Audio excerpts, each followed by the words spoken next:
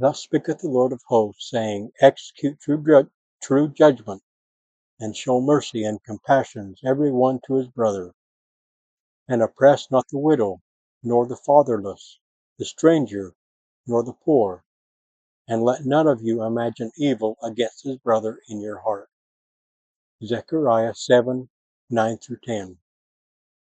Hello, and welcome to Guided by the Iron Rod. I'm Theral Jessup.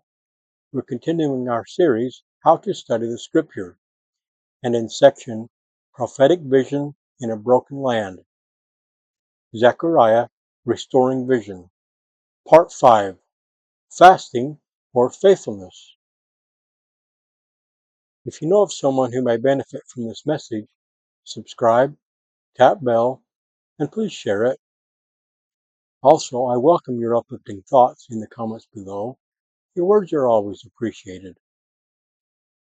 Before we begin, I invite you to read Moroni 10:3-5 and ask the Lord in prayer for the guidance of the Holy Ghost. These are not just ancient events. We study them to prepare our hearts, to strengthen our faith, build our testimonies, and realign our priorities with God's, even when the world around us feels unfinished and fragile. Introduction. After 70 years in Babylon, the people of Israel returned to their land, but not all returned to God.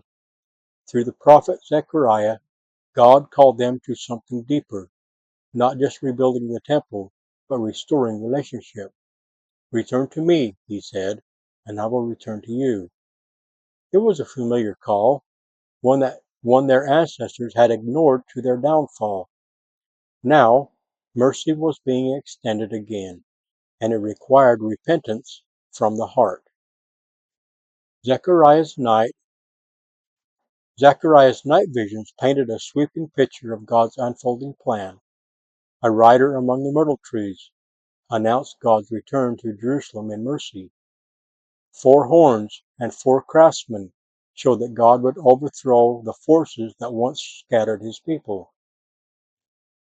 A man with a measuring line revealed that Jerusalem's future glory would exceed its past.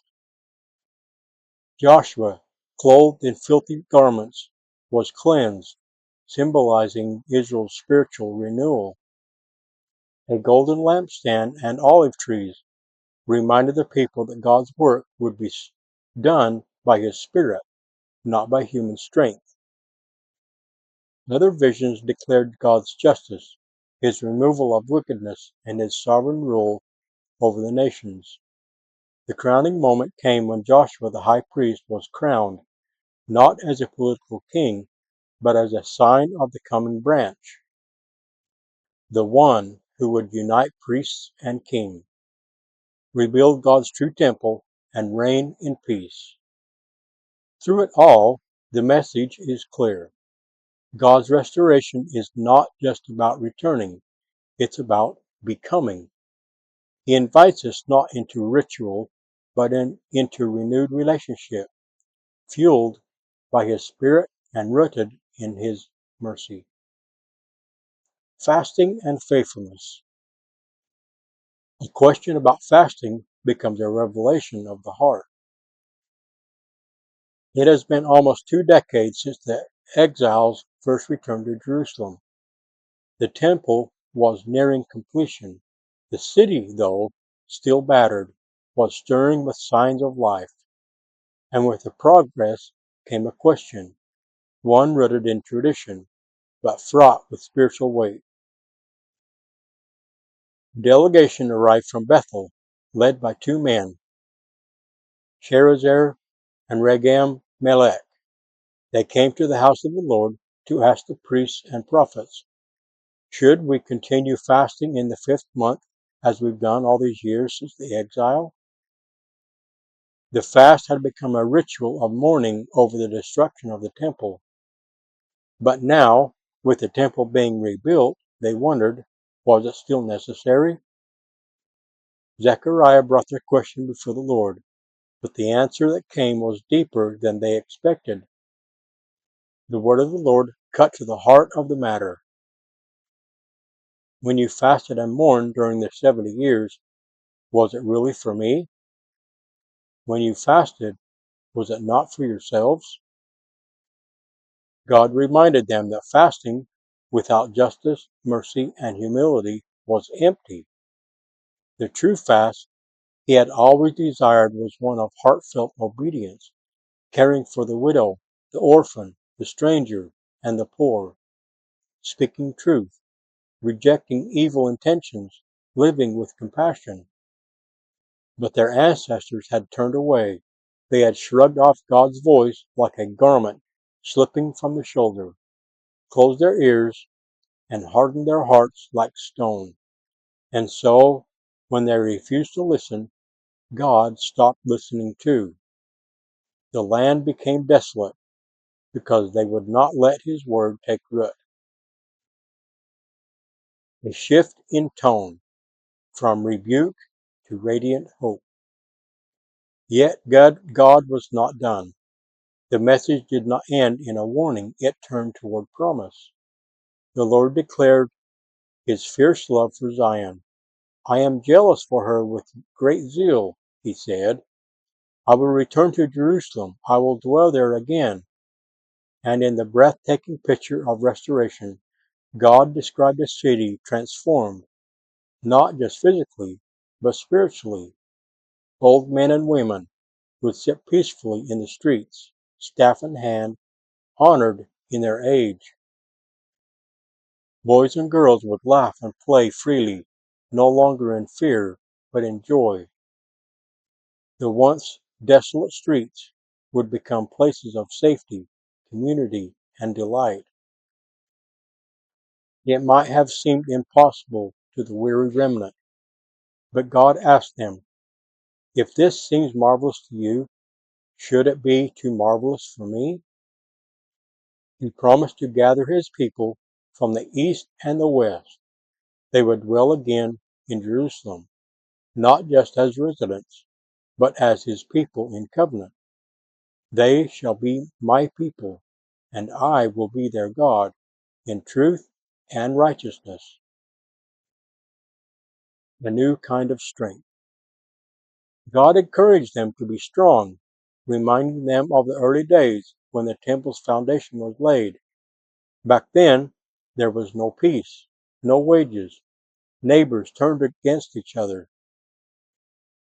But now, God was shifting things. The fields would bear fruit, the rains would fall, and what had once been a curse among the nations would become a blessing.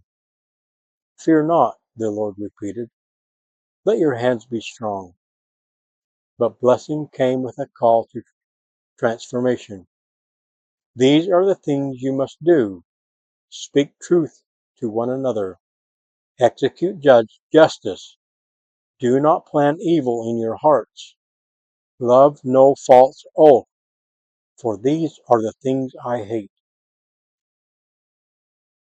Joy instead of mourning. Then came a striking reversal. The fasts, the mourningful rituals that had marked their grief, would become feasts of joy and gladness, but only if accompanied by truth and peace. This wasn't about abandoning discipline, but transforming it.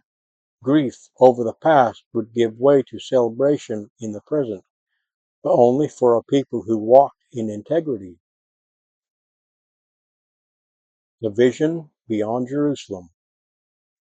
The promise didn't stop at Israel's borders. God gave Zechariah a glimpse of the nations streaming in, people from many cities, saying to one another, let us go quickly to seek the Lord. I will go too. And in those days 10 men from every nation would take hold of them of a Jew's robe, saying, we will go with you, for we have heard that God is with you. Reflection. The heartbeat of true restoration. What began as a simple question about fasting became a prophetic invitation, a mirror held up to the soul of a nation. God didn't want tradition, he wanted truth. He didn't want ritual, he wanted relationship. He wasn't asking for performance. He was calling for transformation. This is what restoration means in God's kingdom. Not just returning to old ways, but becoming a new people. Not just rebuilding a temple, but letting God dwell among us in truth and righteousness. And so the question remains, not just for Zechariah's day, but for ours. Are we fasting out of habit, or are we faithful from the heart? In the name of Jesus Christ, amen.